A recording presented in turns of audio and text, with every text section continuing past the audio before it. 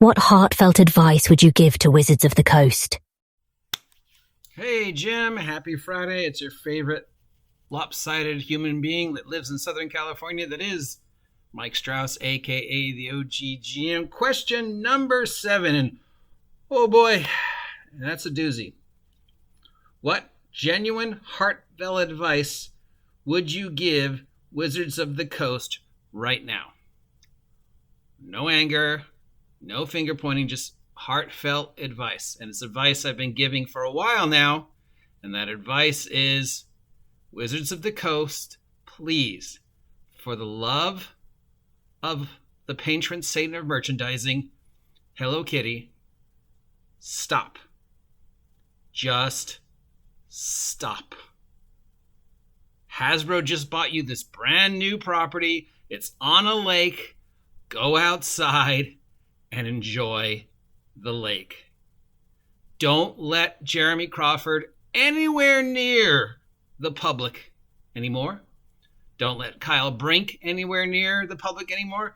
Don't let any of these other people that you have talking for you right now, like Jeannie Darling or any of these other, no, just no more press. Don't publish anything. Don't say anything. Don't do anything. Just stop. Take a month off. Let your product just advertise itself. You do not do anything because you have dug yourself such a deep hole that there's no way you can get out of it. And we know Hasbro is looking at you going, it's on the calendar. It has been on the calendar to 2/20. I keep saying it. I know people don't believe me, but it's still there. June 2027, Dungeons & Dragons 6X. Hasbro gave you a 5-year window between 2023 and 2027 to fix the damage you have done to the product line, to make them $1 billion plus a year just off of Dungeons & Dragons, or else. Hasbro doesn't need Wizards of the Coast to make Magic the Gathering. Hasbro doesn't need Wizards to make Dungeons & Dragons.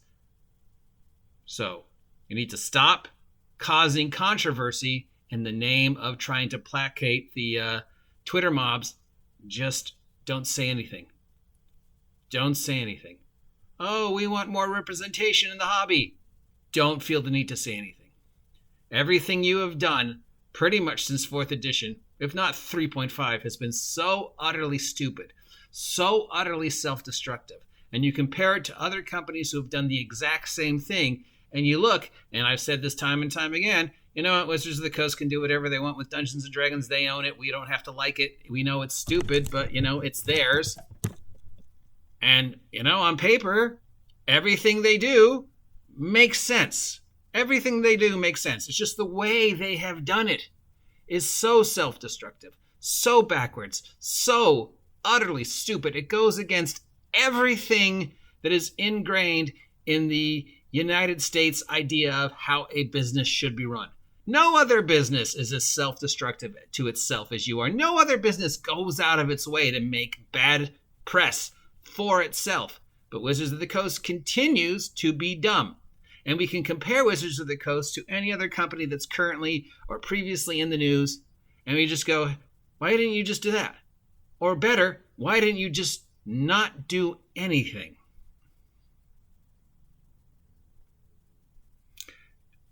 So just stop. And stop listening to the Twitter. Stop listening to the Rainbow Brigade. Stop listening to the Sparkle Trolls. And stop listening to the OSR. Listen to your money, your customer base. Who is buying your product and who have you not got buying your product that you need buying your product, and who did you lose that you need to get back, in order to take Dungeons & Dragons into 2024 and beyond, in order to meet that $1 billion sword of Damocles that is hanging over Wizards of the Coast's head from now through June of 2027, you have to stop pissing people off. We can't have another repeat of Honor Amongst Thieves. You can't have another repeat of the OGL. You can't have another repeat of January. You can't have another repeat of Kyle Brink and his whole white people don't need to be in the hobby anymore. You can't have another Tasha's. You can't have another Strixhaven. You can't have another Witchlight. You can't have another Radiant Citadel, for God's sake. Dear God, that was a disaster that could have been simply avoided. I mean, how do you mess up Radiant Citadel? It was such a simple premise. Watch Season 2 through the end of Deep Space Nine. Reskin it for Dungeons & Dragons. Done. There is Radiant Citadel. Beginning, middle, end. It's Deep Space Nine. You just reskin it. Done. Should have been the easiest product to write. Had a built-in audience, and you ruined it. Same with Spelljammer. Built-in audience. Easiest product to write. Instead, you ruined it. You built a space combat game with no space combat rules, and you got all upset because one person was like, oh, those monkeys are racist. You should have just said, so what? Sorry they upset you. Moving on. But no.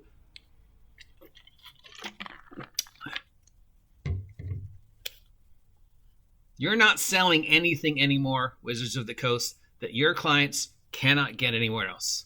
So what you're selling is the legacy and the idea of what Dungeons & Dragons should be. And you are not shepherding that legacy correctly. You are practicing some of the worst business practices I have ever seen. You have forgot the basics of simple business economics. And you have competition that is chomping at the bit to take you out. All you've got going for you is that multi-billion-dollar trust fund that Hasbro is dangling, going, yeah,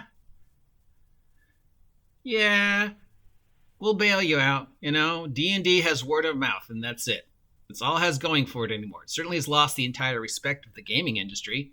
Even people who claim they're pro D&D, when you listen to them, they're not really anymore. I mean, you lost Bob Whalebuilder, you lost Jeannie D, you lost Critical Role, you lost me. And all of this could have been prevented by every time you think you should have opened your mouth, just not. Just instead, go outside. If something got changed and somebody got upset about it, oh well. Move on. Thank them for the free press. Remind them it's just a game. They can always change it. Oh, you're offended because of the space monkeys? It's your game. Change it. Sorry you're offended. It's not real life. Move on. Go outside. But no, you made something out of nothing. You turned something that could have been handled in a 1-hour press release into a disaster. So again, just stop talking. Do not open your mouth. Do not print anything. Do not say anything. No more press releases. No more Jeremy Crawford taking 40 minutes to give us 5 minutes of information. Just stop. If you have to let us know something, hire somebody whose job it is to let us know things. Hire a press secretary. Hire a media company. Hire a public relations firm whose job it is to make you look good and piss off the least amount of people as possible. Because if you continue to allow Crawford and Brink and all these other idiots to be your mouthpieces, you're going to continue to have repeats of January. And right now, as you're looking down towards 2024, there's no excitement. There's no, oh my God, 50th edition Dungeons & Dragons. No, people are going, oh my God, 50th edition Dungeons & Dragons. What are they going to do next? Now, I don't know if Wizards of the Coast can dig themselves out of the hole. It doesn't seem like they even want to. It seems like they're fine being self-destructive. It seems like they're just playing the, hey, at least people are still talking about us. $1 is still $1. But how much longer can that last? I mean, how much longer can that goodwill fumes last, especially with that 5-year sword of Damocles hanging over your head? You know, June 2027, that's not that far away in the grand scheme of things. You've got till then to put up, or Hasbro goes, well, you know what? We don't need you. We own D&D. You don't. You don't own anything. You just make shit. You're scapegoats for when things go wrong. We can blame you. And people like the OGGM will go and talk shit about you, but others of us at Hasbro, we're like, oh. Until Hasbro does something stupid with a Hasbro IP like Power Rangers, but normally we talk shit about Wizards. We're like, well, Hasbro? Who's that? I don't know. But Hasbro owns D&D. I think that's one thing everybody forgets is Hasbro doesn't need you. And you need to remember that, Wizards of the Coast, and you need to stop. Go outside. Appreciate the weather. Appreciate the fucking lake that is at your front door. and just shut the fuck up. That is the advice I would give Wizards of the Coast. Then I would tell everybody to go over Jim's channel and watch him.